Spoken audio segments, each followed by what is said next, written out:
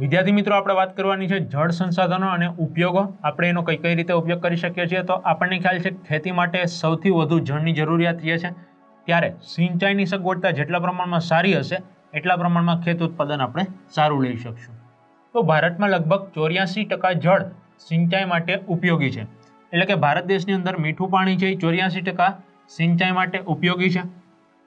જેમ કે 1 કિલો ઘઉંના ઉત્પાદનની અંદર 1 કિલો ઘઉંનું આપણે ઉત્પાદન કરવું હોય તો 1500 લીટર પાણીની આવશ્યકતા રહે છે. એટલે કે 1500 લીટર પાણી અહીંયા આપણે જોઈએ. તો આ 1500 લીટર પાણી છે એ 1 કિલો ઘઉંના ઉત્પાદન માટે આપણે જોઈએ. આવી રીતે ડાંગર, શણ, શેરડી, આ જે રોકડિયા પાક છે એના ઉત્પાદનમાં વધુ પ્રમાણમાં આપણે જળની આવશ્યકતા રહે છે. પ્રાચીન સમયથી પાણીનો ઉપયોગ સિંચાઈ માટે થતો આવ્યો છે, એટલે કે ખેતી માટે થતો આવ્યો છે. આપણો દેશ પણ ખેતી પ્રધાન દેશ છે, જેથી કરીને કાવેરી નદીમાંથી ગ્રાન્ડ એનિકટ નામે જાણીતા નહેરનું નિર્માણ કરવામાં આવ્યું બીજી સદીની અંદર.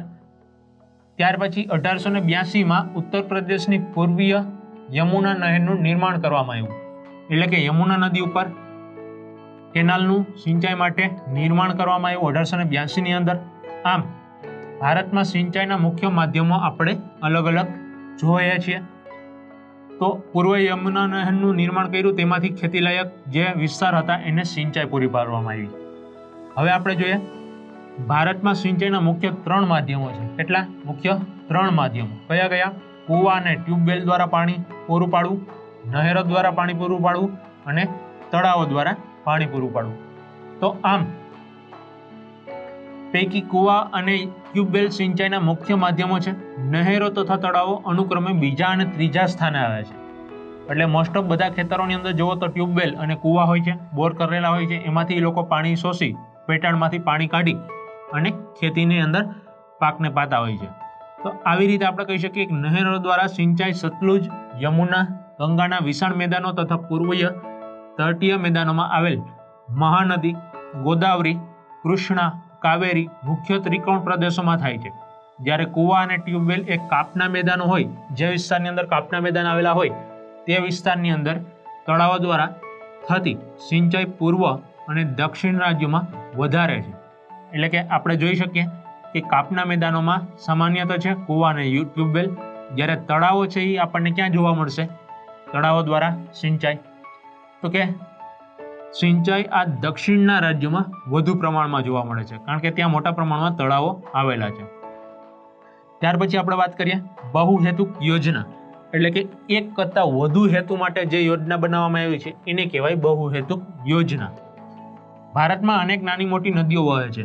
આપણને ખ્યાલ છે કે ભારત દેશ છે એ કુદરતી સમૃદ્ધિ ધરાવનારો દેશ છે. ઘણી બધી બક્ષિસો મળી છે, પહાડો, જંગલો, કૂવાઓ, તળાવો, સરોવર, મહાસાગર, નદીઓ. તો આવી રીતે આપણે કહી શકીએ કે નદીઓ પણ મોટા પ્રમાણમાં નાની મોટી નદીઓ છે એ ભારત દેશને મળી છે. આમ ભારતનું જળ પરિવહન સમૃદ્ધ છે. એનું કારણ ભારતનું ભૂપૃષ્ઠ એવું છે કે અનેક નદીઓ બીજી નદીઓને મળીને તેનું જળ સમૃદ્ધિમાં ઠાલવે છે, સમુદ્રની અંદર ઠાલવે છે. એક નાની નદી હોય એ મોટી નદીને મળે, મોટી નદી છે એ સાગર, મહાસાગરને મળે અને પોતાનું જળ છે એ એની અંદર ઠાલવે છે. તો આમ જળનો ઉપયોગ અનેક હેતુઓ માટે થાય, તે માટે બહુહેતુક યોજના આપણે અમલમાં લઈ આવ્યા. જેના દ્વારા બહુહેતુક યોજના એટલે એમાં આપણે શું કરવાનું છે? તો કે નદી અને ખીણ સાથે સંકળાયેલ વિભિન્ન સમસ્યાઓને હલ કરવી.